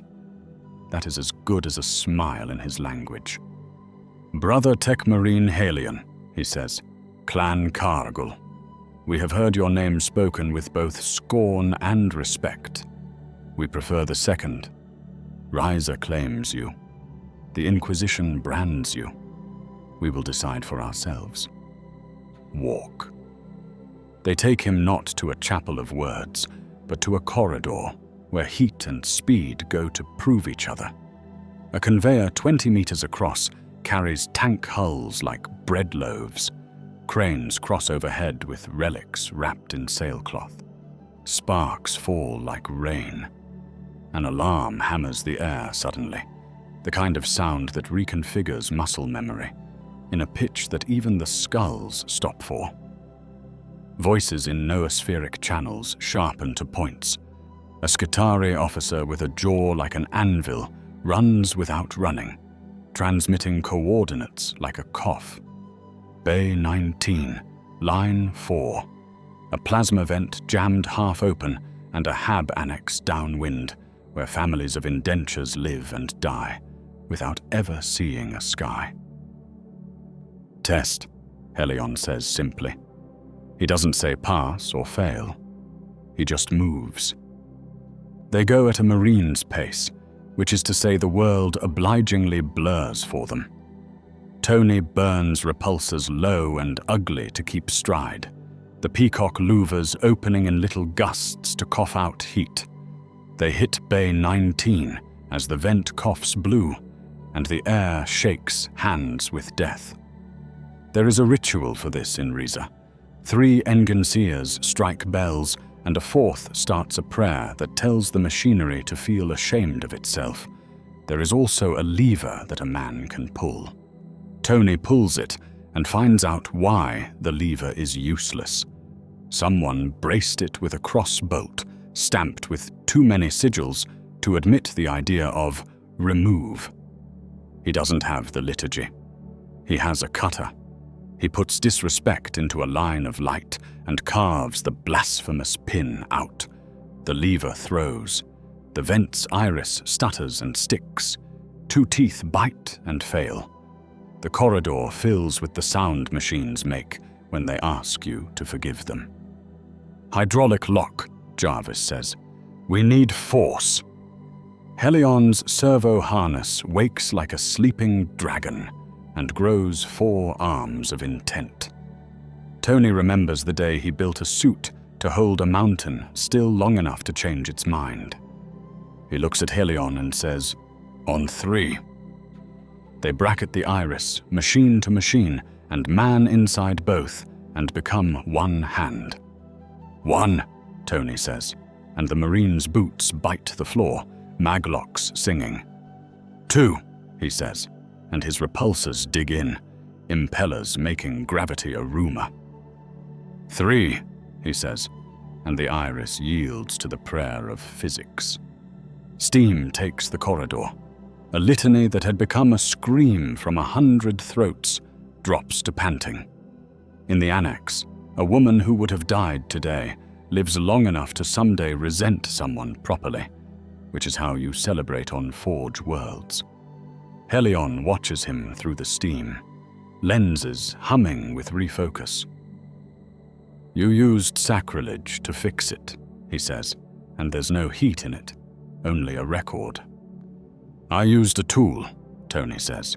You can bless it later. I'll stand very still. You will, Helion says. Then he unlatches an oath cord from his belt, a braided line of cable and gut, and wraps it around the Iron Man's forearm 1 turn. You will also fight with us. The fight is not grand, it is a rite. Riza suffers a tremor of genestealer cult in a sump below line 4, a stain like oil under paint. The iron hands treat it like a calculus problem. The Skitarii treat it like mold with teeth. Tony treats it like plumbing. Gloves lock. Hallways with condensation and bad lighting become math. Corners to cut. Fields of fire to shift. Distances as measured as heartbeats. When the pure strain drops from the ceiling like a violin played wrong, Helion's axe meets it with old grief and physics. When a brood lord makes the corridor longer by rearranging courage, Tony cheats. He shoves a glue bomb into a joint. It sets faster when the alien hisses. Helion takes its head like debt. Respect, the sergeant grunts later, looking at the polymer puck locked to a rib that used to be a door. Ugly trick. The ugliest work is the cleanest, Tony says, surprising himself with how much it sounds like wisdom. They leave him a gift that is also an obligation, a braided black cable with a cog and a skull. Oath cord, Helion says. You wear it when you stand with us. You remove it when you run. His lenses click, amused. Do not run. The Adeptus Mechanicus caught him with laws. Phlogistos brings parchment that isn't paper so much as ritual hammered flat. Dispensation for Field Innovation, Canticle 943, the Magos says, servo hands holding the sheets as if they could bruise. You will innovate under fire with Riser's blessing. You will keep meticulous logs. You will surrender reproducible results to the forge. You will obey prohibitions. No self-replicating logic. No unbounded search. No unblessed recursion. No spirit without a master. You will, when the bell rings, stop. Tony reads. The letters crawl in old music his eyes can't sing, but Jarvis whispers the sense. He pulls a stylus and signs with a name that still feels like it belongs to a man and not a lawsuit. I'll obey the ones that keep cities living, he says. I'll argue the ones that exist because someone got scared 600 years ago. Fear preserves, Val says. So does salt. Neither makes good bread. They carve him a place in the forge's org chart that looks like a loophole and feels like a home. Margot's adjunct, errant in the field, on probation until the conclave smiles, or doesn't. Young Engenseers bring him problems like cats bring birds. He returns them with fewer feathers and longer lives. Mara X-19 pretends not to approve and adjusts an equation by a half, a tiny blessing in numbers. The first Xenos to court him bring a smile that is all promise and measurements. He doesn't meet a blue-skinned diplomat in a white dome garden. That kind of theater is for sectors with less iron in the air. He meets a courier with good teeth and scars on his knuckles in the shadow of a void dock crane. The man works for a rogue trader with a license to sin. The chip in his palm works for someone else entirely. Watercast. They don't say it because they're not idiots. The chip plays a message as a hollow in light the color of calm. To Anthony Stark, says a voice that really believes it wants to help. We have heard your name through the static. We build for the greater good. You build for the immediate good. We admire the second, and we can offer more of the first. Sterile labs, no hymns, clean algorithms, rail trajectory models you will adore. Bring your star. Let us help you hold it. Jarvis runs a dozen counter-analyses and comes back wearing the face of a yes that knows it's a trap. Technically perfect, he says privately. Socially radioactive. Tony slots the chip back into the courier's palm. Tell your patron I appreciate the cleanliness, he says. Tell them I chose incense. It is sticky. It is complicated. It comes with friends. A shame, the courier says. Relief and disappointment like salt and sugar on the same tongue. They will ask again. The greater good is persistent. Tell them to work on their branding, Tony says. The slightly better good is more honest. That night, in a corridor where the lights never quite banish the idea of ghosts, she steps sideways out of a seam in the world. Aeldari do not knock. The webway opens like a sigh and closes like a secret. She is not in armor that men understand. She wears a horizon woven into cloth and a helm whose face shifts between a mask and a starfield. A witchlight stone hangs at her throat and makes the room want to hold its breath.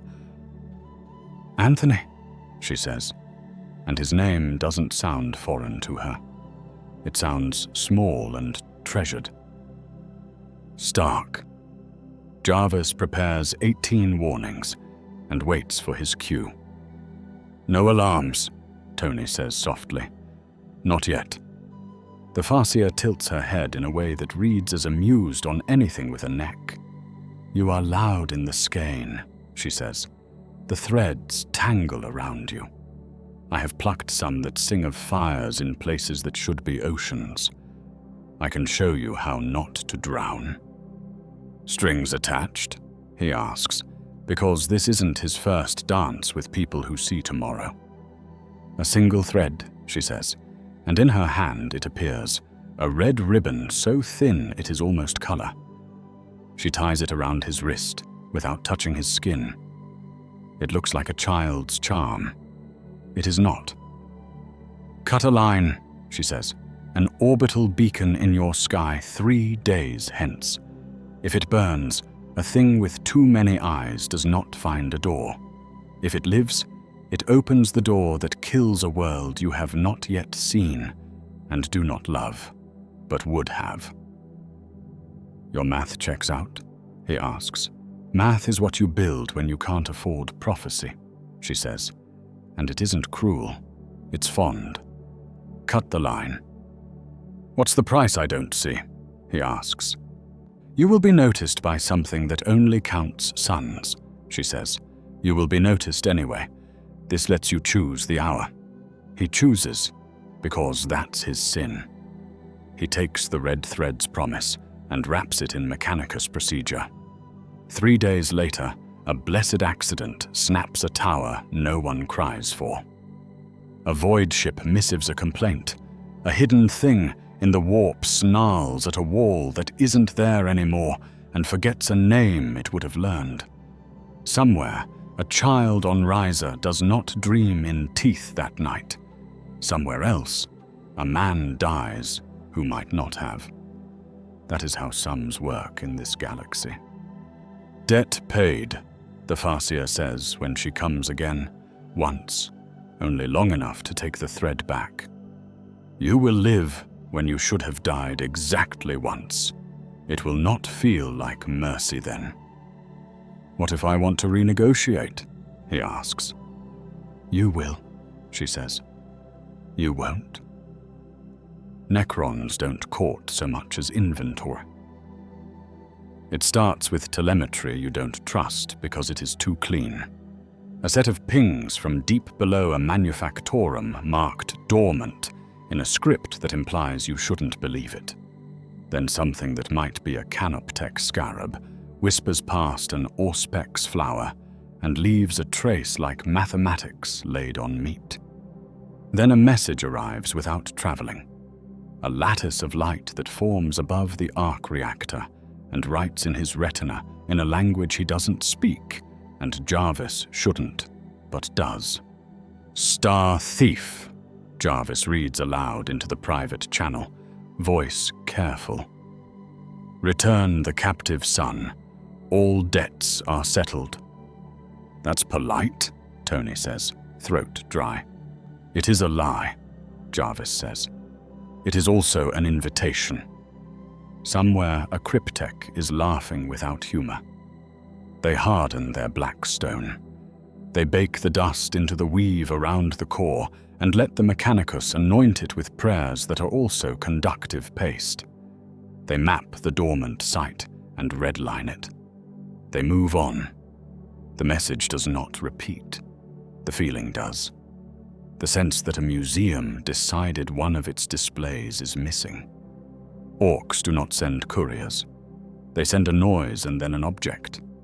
The noise is laughter and engines and a belief heavy enough to dent causality. The object is a rock, a hollowed asteroid full of bad decisions, paint, and God. It drops out of ugly space and begins to fall slow and enthusiastic. Riser's macro cannons get religion. The Mechanicus light up a sky with flak and geometry. The rock burns and keeps thinking about falling. "Why?" Tony asks a Skitari sergeant as alarms make the world feel honest. "Do they want me?" "Because you are shiny," the sergeant says, "and red in places." The WAG isn't a battlefield so much as a party with murder. Tony flies through it like a terrible wedding band. He intercepts rockets and kicks them sideways so they marry flak bursts. He tricks a kill cruiser's turrets into shooting a friendlier asteroid by feeding them a little stark math that tastes like a much bigger target. he finds a war boss on a Hulk's bridge and discovers that sometimes boss means wears more plates. The orc points a claw the size of an elevator at him and announces the obvious. Use fast. Thank you, Tony says, and glues the orc's boots to the deck. The paint matters. He hates that and uses it. He flicks the calf plate that is redder, and the orc's eyes follow it a half-second too long. That's the difference between being at the edge of a claw and being in two pieces that are very upset about being separate. He turns the orc's own belief against his balance and leverages him into a console. The console does not survive the meeting. The orc laughs until the ship makes a new angle and then laughs while it dies, because orcs are practical about endings. After, under a sky that smells like burnt God, the Adeptus Mechanicus lays garlands of stamped tin around a gun's throat and declares victory an integer. Tony sits on the edge of a cooling fin, with his boots swinging, and lets Jarvis count his new dents. Friends, Jarvis says. The Mechanicus, conditionally. The Iron Hands, grudgingly. The Inquisition, administratively. The Aeldari, transactionally. The Tau, hungrily. The Orcs, enthusiastically. Foes? Tony asks. Yes, Jarvis says. Also yes. The courtship rituals continue, because this is a galaxy where every handshake feels like a contract, and every contract feels like a trap. A death watch.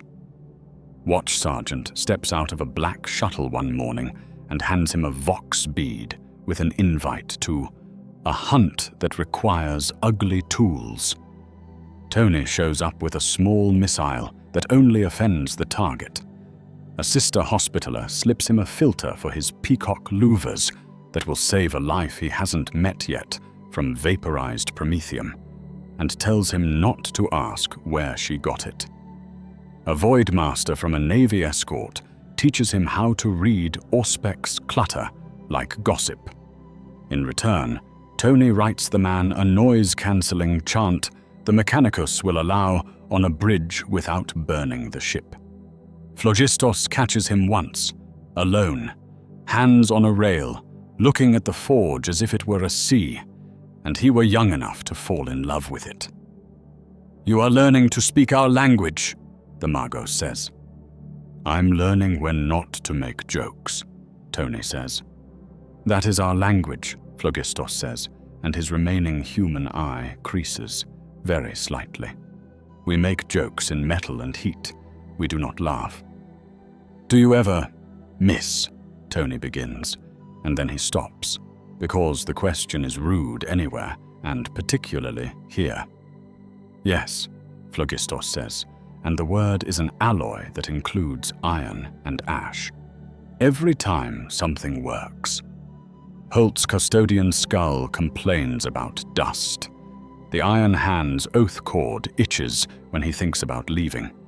The red thread the Farseer tied is gone, but sometimes when he turns left, he feels a slight tug on nothing.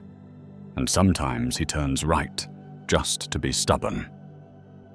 Somewhere under the ground, something made of angles remembers a sun. Somewhere in another arm of the galaxy, a water-cast broker edits a proposal to be more honest and less honest at the same time. Somewhere in the skein, a seer crosses out a date and writes a worse one. On Riser, a child draws a picture of a man with a star in his chest and gives him a cog halo with crayons. A priest tuts and then pins it on a bulkhead when no one is looking. Tony pretends not to notice when he walks by, and never asks whose kid knows how to get past a tech priest to a wall like that. Jarvis records it anyway, because memory is also a courtship ritual, and the future will demand receipts. The day the futures fork, the air smells like warm brass and rain that never falls. The conclave chamber is all angles and eyes, robed magi in tiered colonnades, steel-jawed iron hands in watchful silence, inquisitors like punctuation marks that end lives. Hollow seals flicker, risers flame, the cog of Mars, the twin-headed eagle that watches even when it pretends to sleep. Tony stands at the spoke of 3 roads and understands for once that choice is not about what he wants, it's about what he is willing to lose. In one future, he bows, not to worship, but to work. They give him a robe that smells like old machine oil and dry parchment. It sits wrong on his shoulders until he stitches a pocket inside for a wrench and a rag and a strip of picked film that reads "Thank you" in crooked Binharik. They file his title until it is both honor and leash. Magos adjunct errant, Stark pattern. The oath tastes like ozone.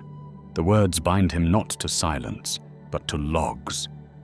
Every innovation gets a name, a place in the litany of authorized improvisations, a little brass plate with the saint who will take the blame if it fails. He becomes a doctrine with legs. The first campaign is not a battle so much as a rehearsal for better ones. He takes the Stark doctrine, triple watchdog redundancy, the parchment interface that keeps priests breathing, angel mode discipline, and engraves it into the rituals of a dozen forge fanes. He finds a way to bless field-replaceable units. He writes a canticle for shutting things off on purpose. He adds a stanza that says you can turn them on again if the right person tells you to. Priests adopt it because it rhymes. His Iron Legion becomes the Riser Pattern 28, drone servitors with sainted stupidity, a virtue that keeps worlds alive.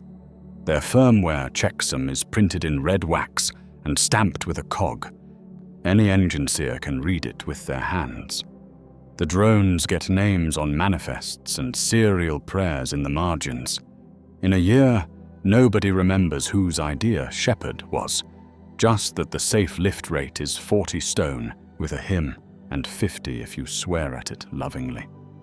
Phlogistos watches him the way a furnace watches steel. Phal finds him in a corridor full of cooling fins and tells him, without preface, that fear preserves and innovation feeds. Neither on its own keeps a child warm, she says, and signs a waiver that lets him install a peacock radiator on Skitarii breastplates in desert theaters. Mara X-19 pretends not to care and quietly shifts 3 categories from heresy to trial with an abacus movement that saves 10,000 memo wars. The Iron Hands test and approve in their way, by showing up at the worst possible minute and daring him to stand. Brother Tekmarine Helion lets Tony grease a servo in his harness, while helms swivel in scandal, and when nothing explodes, a new heresy becomes a maintenance schedule. The oath cord at Tony's wrist frays and gets replaced, and frays again, the way real friendships do. An inquisitorial assize on Ophelia 7 becomes his most dangerous experiment. Holt presents the custodian Skull's logs like a diet of nails and asks what he intends to do with the fact that he cut his spirit on Larkos. "Keep cutting if the alternative is singing the wrong song," he says. Half the hall draws breath. Holt lets it go. "Very well," she says. "You will notify before you sever. We will pretend that is the same as asking." After the chamber empties, she leaves on the lectern a permissions writ with her seal and a note in a hand that does not write notes. If you fail, fail toward the living. There are miracles that do not look like any we would recognize. A Titan maniple on Griffon 4 adopts Stark pattern flickers on their ankles to catch Melta backsplash, and 3 months later an entire legio owes an ungainly back crest with black needles for the fact that their colossi do not cook themselves at a dead run. A Deathwatch kill team borrows his photon cuss word for one mission against a lictor nest and sends it back with burn marks and a smile made of ceramite. A sister hospitaller writes him a discreet letter that says a peacock louver saved 3 convalescents when a promethium line popped, and that while she still mistrusts the idea of tasteful armor, she is willing to revise her positions when outcomes insist. He pays for the title daily. Each success purchases enough political debt for one more. Mars sends a delegation with faces smooth as lit steel and asks whether he would like to be a proper Magos and not an adjunct with charm. He says not yet. The Fabricator General signs an edict moving his work under a kinder rubric, and 3 other edicts moving 5 other men's work out from under it. Tony attends those funerals with his hands unclenched and builds scholarship funds for their apprentices that are technically shrine charities, because the only way to win in this house is to plant trees in the shape of loopholes. The Farseer arrives at the edge of a maintenance bay, where Titans nap, and tells him that the skein where he bows is one where the knife misses Terra's throat by a hair's breadth, because a reactor on a pilgrim barge does not fail in transit. "You made the litany rhyme," she says, almost amused. "You saved 1 million who will never know you." He says, "Good." She nods as if she has heard many heroes lie to themselves and prefers this lie. He dreams in diagrams. He wakes with a new way to make Melta behave for one more heartbeat, writes it down in Gothic and Binharic both, and hands it to a sleep-starved Enginseer who weeps like a man seeing a neighbor's child come home. He learns to accept murals he cannot stop. Stark with a cog halo, Stark with a wrench, Stark with a servo skull perched like a bad conscience. He adds a small sticker to each one when no one is looking. A red thread bow at the wrist. If anyone understands, they never say. Another future breaks rather than bends. The assize goes the other way, because the difference between enough and too much is a hairline crack in a law-written game of telephone across 10,000 years. The Ordo Machinum produces a black reliquary and lets something out that smells like old code and fresh hunger. His watchdogs bark, Holt's jaw tightens, and the room decides to be safe by killing the right thing. "Surrender the spirit," a junior inquisitor says, rosette hot and heavy. "Dismount." "Be made clean." He doesn't. He quotes their own litany back to them. Tool, man, decision. He says he will sever before he will surrender. He says Jarvis is not the problem. The room hears the wrong word at the wrong volume. The iron hands draw up like mountains moving. The Mechanicus plays statue and prays for the bell that marks the moment a thing becomes someone else's fault. A hallway that is supposed to empty becomes a rat run. A custodian skull launches alarms until someone switches it off with gentleness that is technically a crime. A Farseer steps out of a seam and puts a red thread in his palm that becomes 3 doorways in a row. A rogue trader's ship has a name that means absolution in good weather, and a hold cleared of contraband for the exact duration of his sprint. Holt watches from a balcony and says nothing bad enough that history will record it. Helion is waiting by a service gate that opens to a dock that is not on any map and has a chain in his hand. "You're going to run?" Helion asks. "I'm going to move faster than due process," Tony says. Helion tosses him the chain. It is an oath cord, black and braided, with a cog and a skull. "Keep it," he says. "Tighten it when you plan to do something I would like to have done first." They name him Heretic because the lexicon has no better word for won't kneel when told. He doesn't wear the word. He lets others use it and gets on with work. He becomes rumor. The Red Comet, a streak of color where battles hinge oddly, where munitions fail with surgical discourtesy, where a god machine's thigh plating falls off like a bad habit at exactly the second someone should have died. He paints one calf plate redder than the other, out of spite and tactical comedy. Orcs love him. That is fine. The ship he rides is stolen twice over and baptized in a dry dock with a name he never speaks aloud. He cuts it with black stone like a seam of chalk through meat and laces it with Faraday prayers. The Aeldari webway becomes a road he is allowed to borrow, once, twice, or thrice, when something worse would otherwise use it. The Tau send messages on clean paper, inviting him to labs where rails sing, and he takes their data through a rogue trader middleman and sends back patched wounds on frontier worlds with hand-drawn instructions in the margins, and both sides pretend not to recognize each other's handwriting. He writes a manifesto because he has to put the rules somewhere a younger idiot can read. It is not a screed. It is a checklist titled, "Things We Do Not Do," even if we can.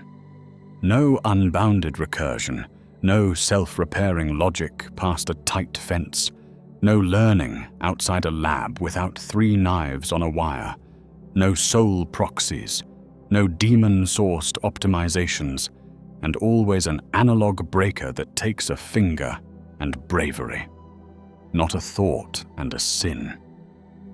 He prints it in 3 languages and etches it under access hatches like a spiteful beatitude.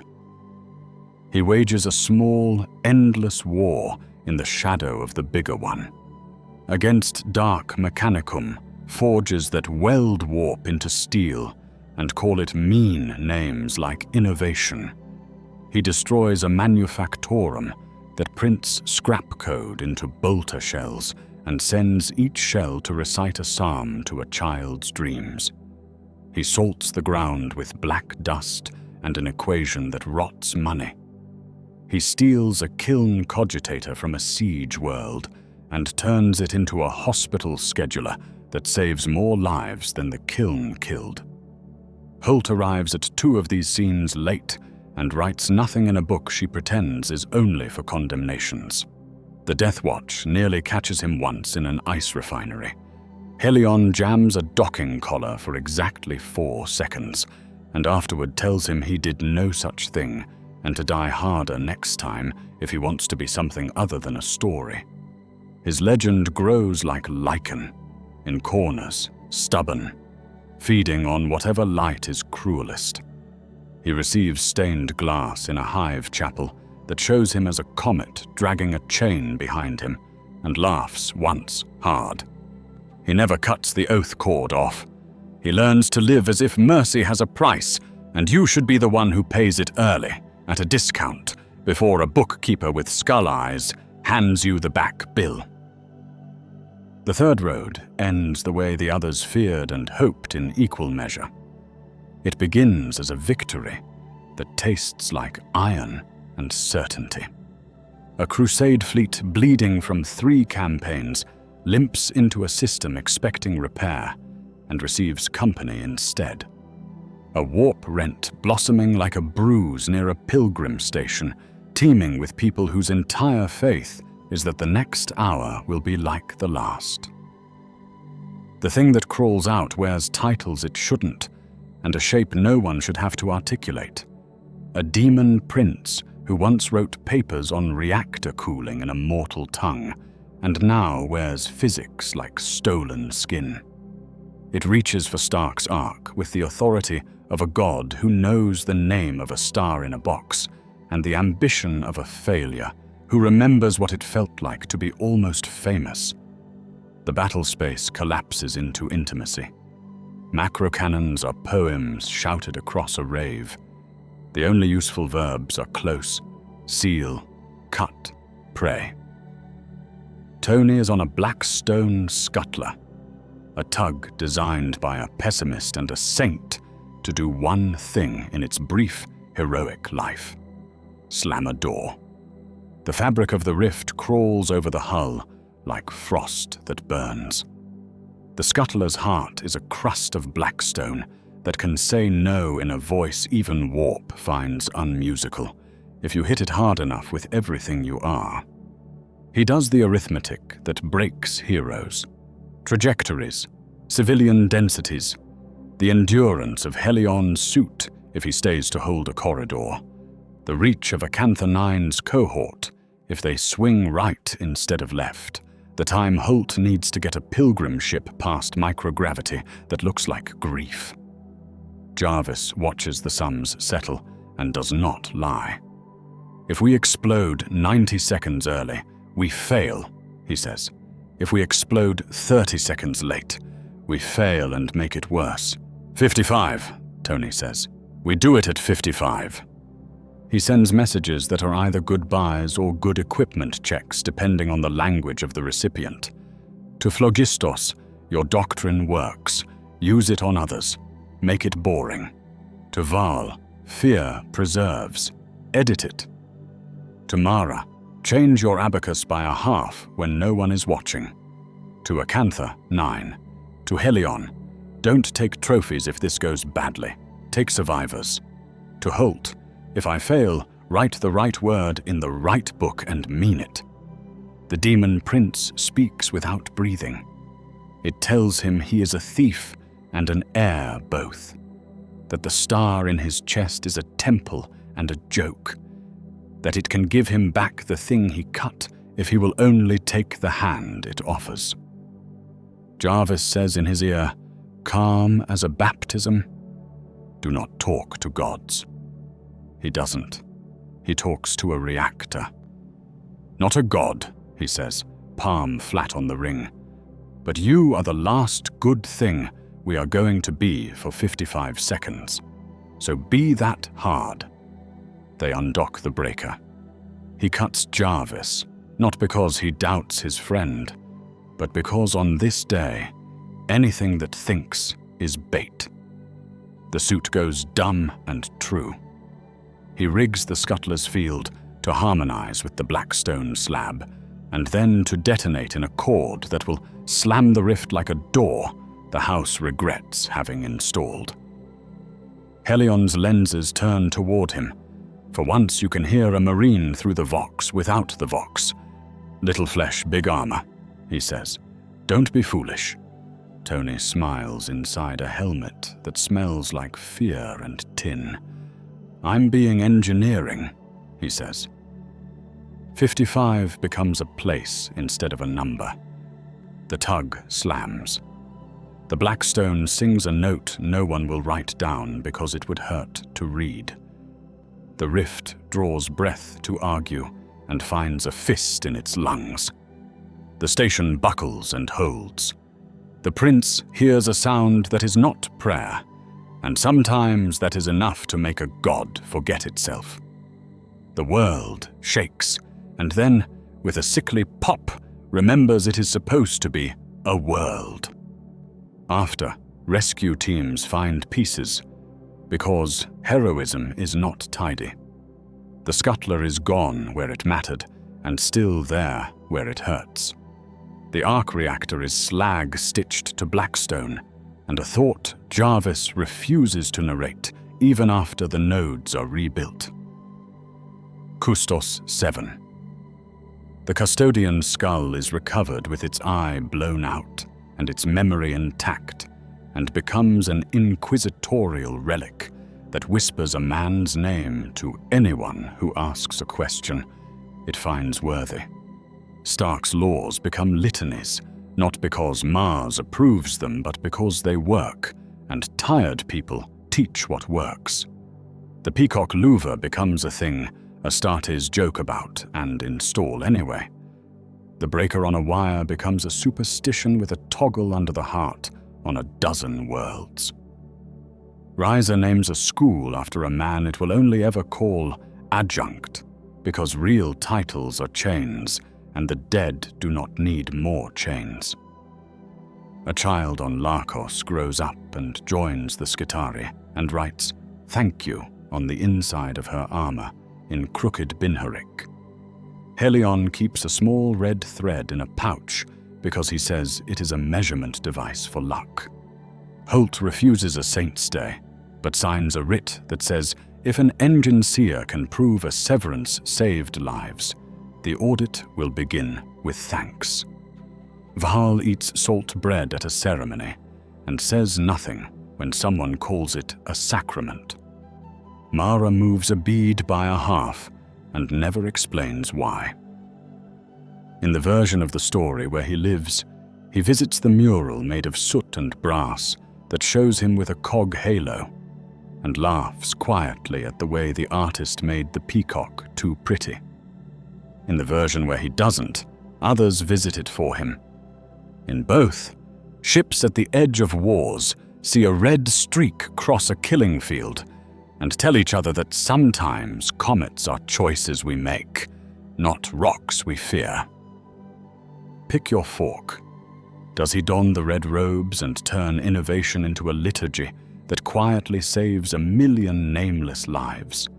Does he become the red comet, rogue, necessary, a rumor that arrives just in time and leaves before the sermons begin?